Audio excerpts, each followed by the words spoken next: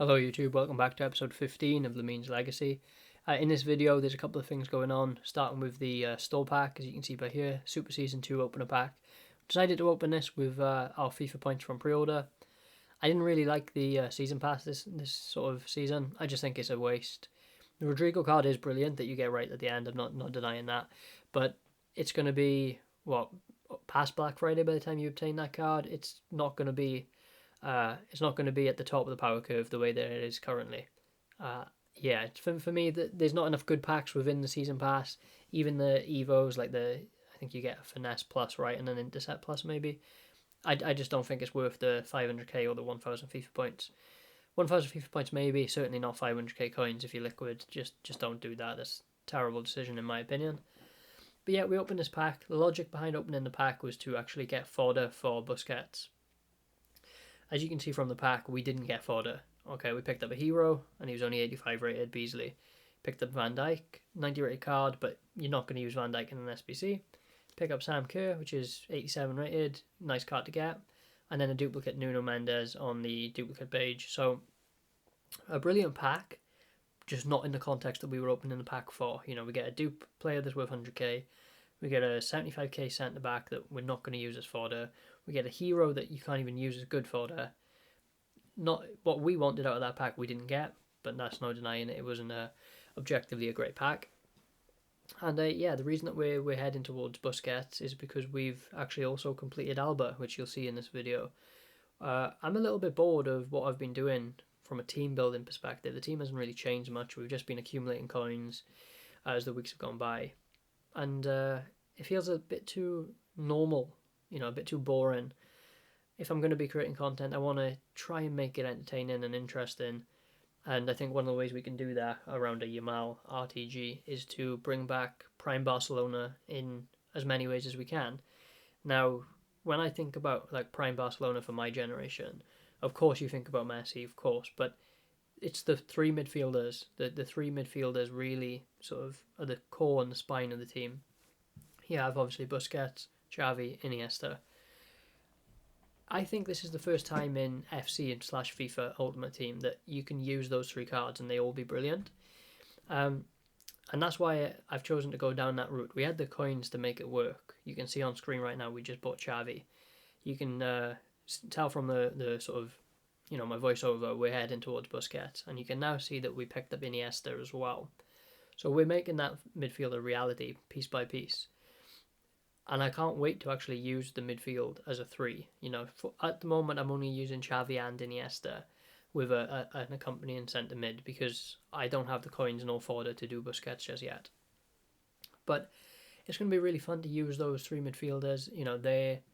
They're not value for money in the sense of their in-game performance. What you get out of Iniesta for 1.4 mil, you can get out of Rangers for 40k. It's different. It's a different approach to the squad building. But they are fun cards to use. I've played with them for a couple of games, Xavi and Iniesta, and they are fun to use. It's nice to score goals with them. It's nice to play crazy passes. I would rather play this way and showcase content in this way and maybe lose a few extra games in the weekend or take a little bit longer to get my Rivals rewards done, because I think it's better for the content, better for the series to do so. And you can see that we're adding Jordi Alba into the mix for our team as well. We're not going to go Barca past and present only, just because it's kind of limiting. Like, I want to be able to swap and change and choose where we want to take the team. But I want it to still revolve around Yamal and the series, there's not really correlation between someone like Iniesta and Yamal because they're completely different generations, but there is a link between like Xavi and Yamal. Xavi managed Yamal. Then you have the link between Xavi and Iniesta, Busquets, essentially Alba being part of the team as well. Like, I just want it to be semi-relevant, semi-interesting, and semi-unique. It doesn't have to be perfectly unique, perfectly interesting, etc. So yeah, that's sort of where the team is at. We are heading in a particular direction towards Barcelona, and we're looking to have fun in that regard.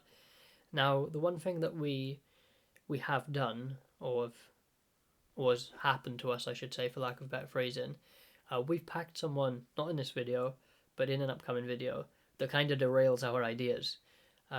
My goal with this team that you would have just saw was to include Busquets, and then to essentially go away from Pina and into just gold Messi, and then sort of save and try and build up for the ratings reload Messi, or was it Cornerstones Messi? Whichever Messi has finesse plus anyway, it's a promo Messi. Or objectively just buy our time and wait for gold Messi to hit Evos. But that's what the plan was ultimately. But that kind of got derailed because we packed someone last night who is like a 500k card, who looks exceptional and would play up front. I don't want to spoil exactly who it is, but it will come out in a video shortly. But that's kind of like derails things. We're looking at how can we change the formations up and find ways to include everyone, but it's probably not going to be possible. There's going to be some position clashes, so to speak, and needing to use wide formations when having narrow players, and then choosing to use narrow but having wide, like, it's going to be difficult. It's going to be challenging.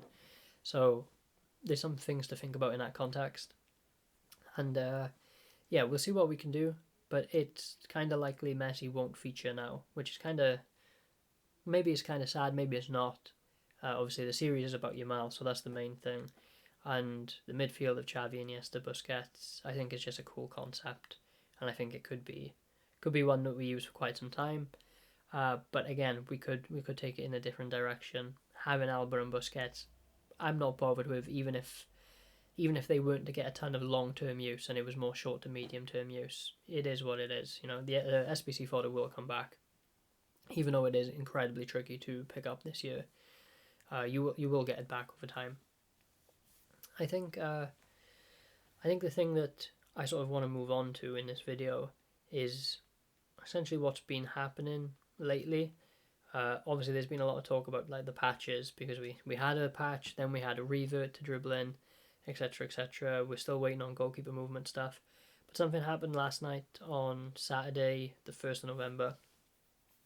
The content came out, and I believe it was the Musiala evolution, that essentially allowed you to add quite a lot of good stats to a card. Some playstyles that were really effective and efficient, but EA made a mistake, and they essentially forgot to include the stipulation that prevents silver icons from going in the evolutions. So typically when they release an evolution, it does say, you know, must not be silver world tour icon or whatever the terminology is. But they didn't include her in this one, which meant that both Bobby Charlton, which we have, and the new silver Pele could be used in that SBC, evolution.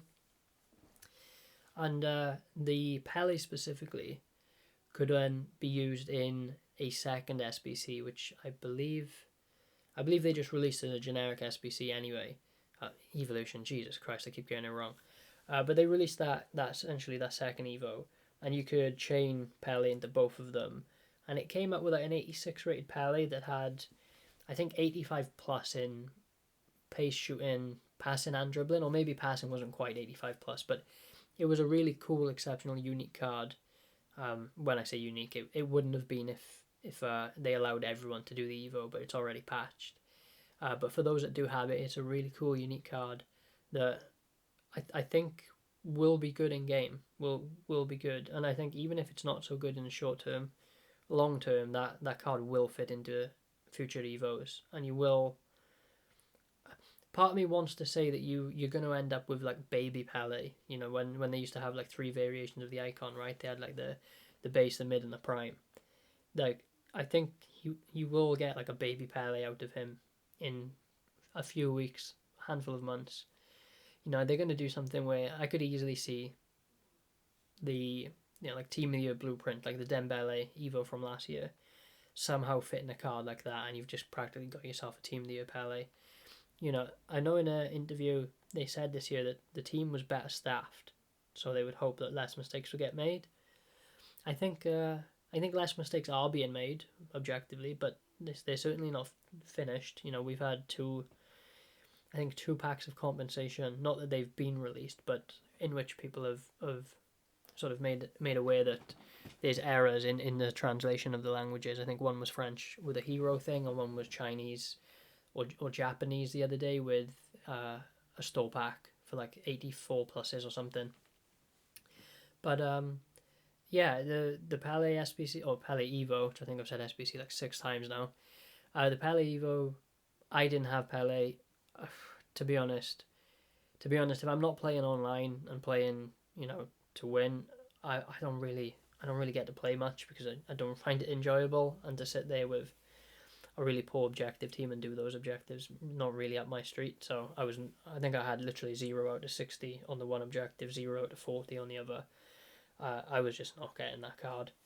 But it'll be cool to see those creators that are, grinders who put the time and the effort in and do have him, and how they get on with the card. I think Morsi, the creator Morsi, he has both Eusebio and Pele now, which, fair play, really cool to have that on the account. I will be following the socials to see how he feels about the cards.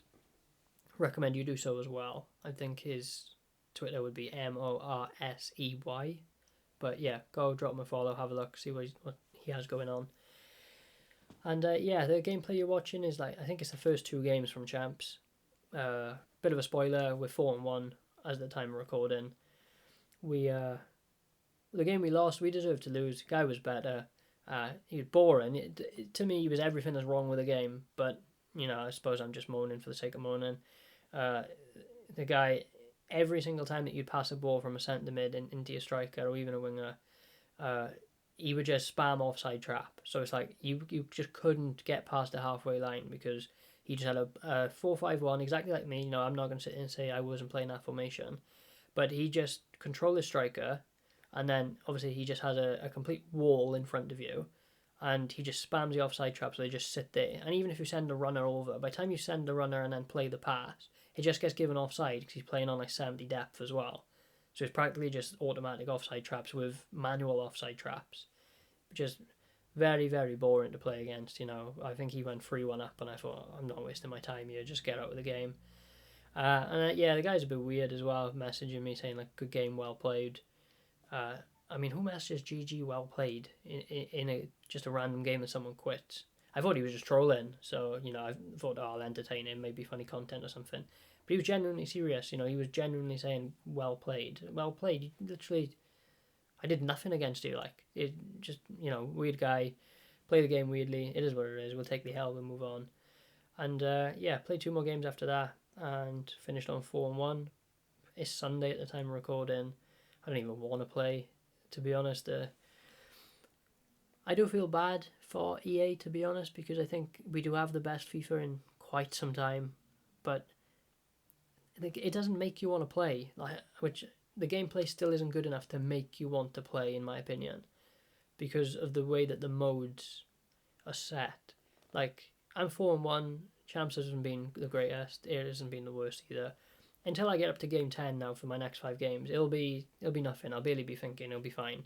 I'll probably finish again, 8-2, 9-1, 7-3 on a really bad go of it. But it won't be no hassle. And then the final 5 games is like torture. It's like, really, really can't be bothered to go through and do that. But, kind of get the FOMO of it. Rivals is just a complete waste of time. Every game is maximum form, essentially, because it's the most locked-in skill-based matchmaking. You're playing really, really competent but also sweaty players. You're having to sweat. Then, every time you get a draw, you're just thinking, Jesus Christ, I would have rather lose than draw. It don't get me anywhere closer to my actual, wins for the week. And you're just sort of sitting there hoping to craft 30 points. It's terrible mode.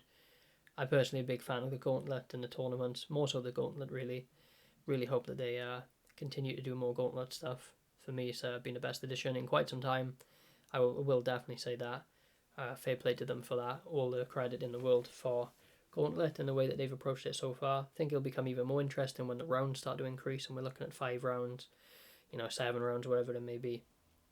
I think it'll be very, very interesting, very fun to play, especially if the rewards get ramped up for, having to win more than just the 3 games in a row, which for me for so far has been pretty much simple. You know, I'd say 9 out of 10 times I play a gauntlet, I get 3 out of 3. But that's the end of the video. As you can see, we get a quit there to go 2-0. Really appreciate you watching. I have another video coming on Monday. Please leave a like and subscribe if you've enjoyed the content. Feel free to check out all the other videos. And I'll see you in the next one. Goodbye.